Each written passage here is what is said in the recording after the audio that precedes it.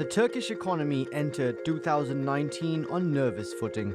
The lira was recovering from its fall to a record low against the US dollar, and Washington was threatening another attack on the currency.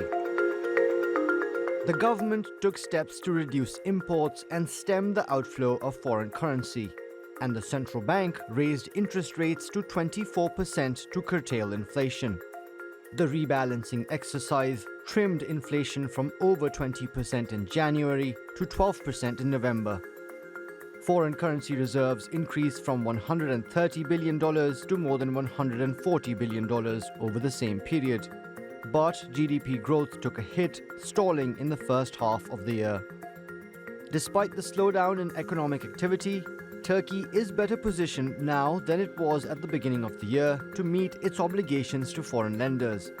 And officials say the next phase of the government's stabilisation program will revive growth and create more jobs. Starting from the next year, we foresee and at least we plan to have a recovery process of 2 years, which aims to recover back to 5% growth rate.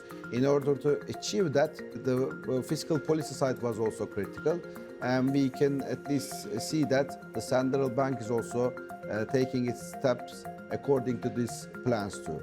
The government's also making efforts to encourage more Turks to save. We want to create an ecosystem for Turkish economy to have sustainable development, especially in capital markets, because the share of capital markets to the gross domestic product is really low in Turkey compared to emerging countries or developed countries. Ankara hopes its efforts to mobilize savings will provide a cheaper and more reliable source of funds for local businesses and ensure that in 2020, the economy gets going again. Mubin Nasir, TRT World.